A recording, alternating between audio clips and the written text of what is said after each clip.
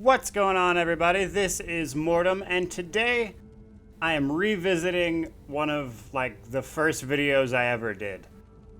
It was video number 5. It was about my Bloody Brawler build for ESO, which is a leveling build that I really enjoy playing on ESO. Now, like I said, it was one of the first videos I did, and I just felt that video was a little lackluster, and since then I've kind of refined the way I do things and how I go about making these videos. And frankly, I enjoy that build so much that of all of those videos I had done previously, I felt like this one deserved a revisit and a little clarification on how I do it. Now, I want to stress that this is for leveling. If you are looking for a min-max build, look elsewhere. This is not it. To start with attribute points, I recommend putting them in health and stamina, as this is a stamina DPS build. Roughly 1/3 of them in health and 2/3 or so in stamina. Mostly stamina because that's where your damage comes from. As for armor, and I mean as in terms of sets, I'll cover what to actually use piece by piece or whatever later. But as terms of sets, I made this with the idea of leveling. So really, you don't need to worry about having a set on at all. However, if you have access to that and you're actually a veteran player trying this out or whatever, and you have access to making stamina DPS sets, then by all means, go ahead and make whichever one floats your boat, but it's not really necessary at all. So, moving right on. Also, I am not in max level gear or anything. I am at max level. I've got veteran rank 15 stuff on. But I'm not in legendary veteran 16. So, I want to start with the champion points. There are a few I recommend. They just help out, like Perfect Strike for the extra weapon critical, and then Blade Expert for increasing the damage of light and heavy attacks. I find that one is really helpful.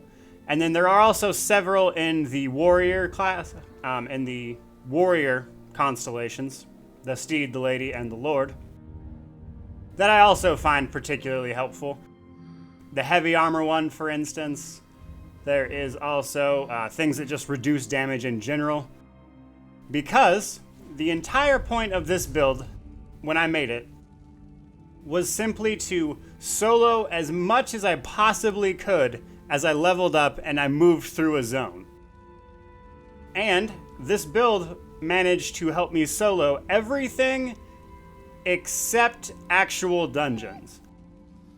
Public dungeons were a little rough, but I very much so could do it.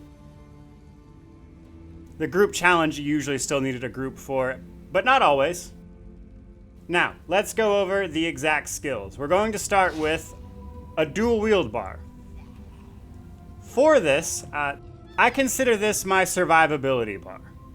It's whenever I'm getting low on health or anything like that, I swap to this. And for it, we start with Blood Craze, which is the life-leeched morph of the original version, whose name I cannot remember. And it hits them, applies a dot, and then heals you for some of the damage done. Next, for the second ability, we pick up Rapid Strikes, which flood an enemy with steel, battering them. This is mostly just to get some damage off, because this is a lot faster than the two-handed, which we use on the other bar. So for lower health things, it's just easier to spam Rapid Strikes. That's more quality of life type thing. Third, technically, we have Green Dragon Blood. This is where the survivability comes in. Once you hit this, it restores 33% of your missing health, as well as increasing health and stamina recovery. Oh, sorry, this is the fourth one on the bar. I need to pay attention. Either way, this one is a must. It is very much so the source of most of your healing as you get low. And for our third skill, we have Hardened Armor, which just increases physical and spell resistance, but being the morph version, that also pops a shield for about 3 seconds after you activate it, absorbing up to 10% of your maximum health. Now, for the final skill on that bar, we have Degeneration, which is the morph version of Entropy, for even more health steal. You hit them with this, and then it heals you for the damage done, as well as giving you a 15% chance to heal you for 100% of the damage your weapon attacks cause. Also, it increases your spell sorcery because it's a mage guild ability. Or your spell damage, rather, sorry. And for the ultimate on this bar, we use corrosive armor. This is simply to cap the damage you are taking in. If you're fighting multiple enemies, this can be useful. If you're fighting one really big, heavy hitting enemy, this is useful. When you're clearing a world boss, definitely you want to use this. And what it does is it caps the individual damage you can take from any one hit at 3%, as well as dealing damage to those around it. And because it is the morph version, our attacks will completely ignore our enemy's physical resistance while it's active. Now, for our second bar, which is a two-handed bar, we focus a little more on doing damage. We start off with either Critical Rush or Brawler, depending on the situation. Instances you would want to use Brawler are for when you're in a dungeon, because there's no real reason to be using Critical Rush as a DPS when you're in a dungeon. Or if you're clearing a public dungeon, Brawler is also very useful because you hit everything in a cone, applying a bleed, as well as shielding you for each enemy hit. But that is going to be groups and public dungeons. For just running around, I recommend using Critical Rush, which is going to close some ground, as well as guaranteeing a critical strike as your first hit. For the second ability on this bar, I recommend Executioner. This is to finish off enemies. As they get down in health, below 50% to be specific, you will start dropping them very fast because this will be doing 300%. Basically, once they get below half, you want to spam this when you're just running around in the zone. For the third skill on this slot, we use Burning Breath,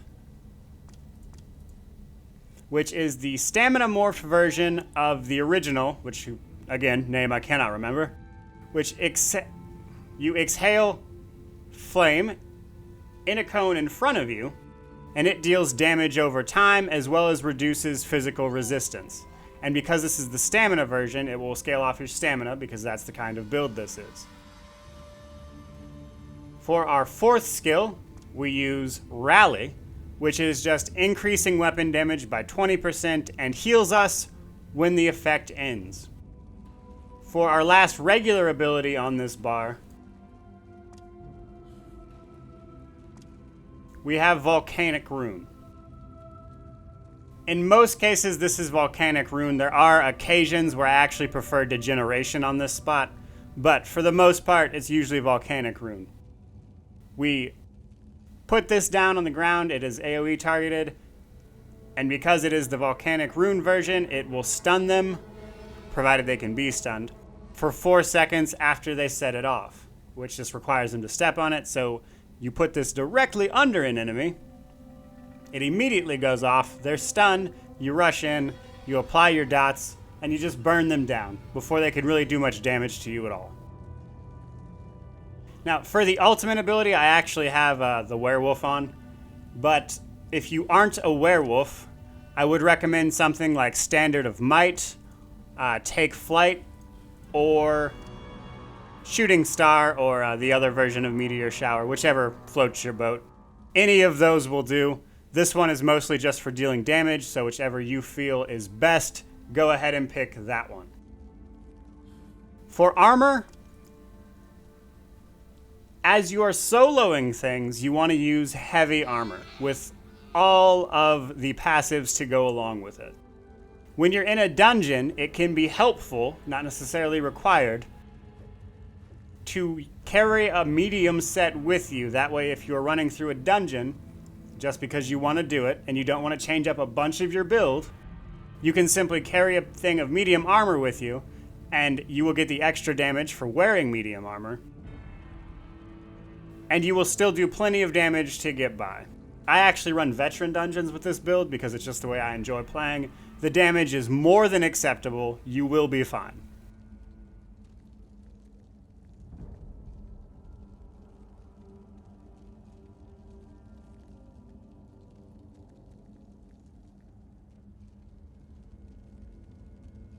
Now, obviously, you're going to want to eventually pick up basically every class passive.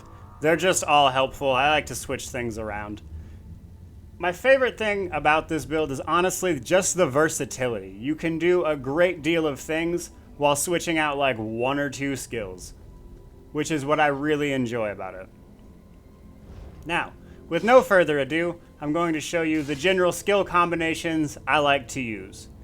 Now, for the most part, you're going to be running around in two-handed. If you get low on health, you simply switch to the dual wield bar, pop a shield, heal, whatever you need to do. But for strictly dealing damage, we just stick with our two-handed bar. Now, we run in, apply Volcano Rune, critical rush in, they get stunned. Back up, apply Burning Breath. And as you can see, they are already starting to drop very low, very quickly. And that's without even needing all of those maxed out stats that your min-max builds will have. And as you can see, we actually lost very little health against 3 enemies. Now, it's true that there are huge DPS builds out there that will just blow enemies up before they have a chance to deal with you. But the reason I made this build specifically was for things like world bosses, where no matter how much damage you are bursting out at the proper level, you're just not going to kill them fast enough. So my goal here was to create a build that took all of that damage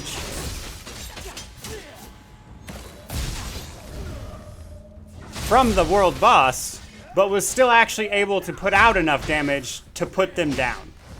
So it is almost like a hybrid between a tank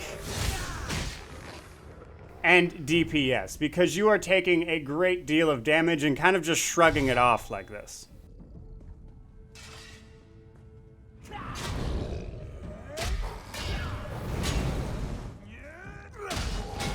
So whenever you see me play Elder Scrolls, this is more than likely the build I will be using. It was really fun to create it.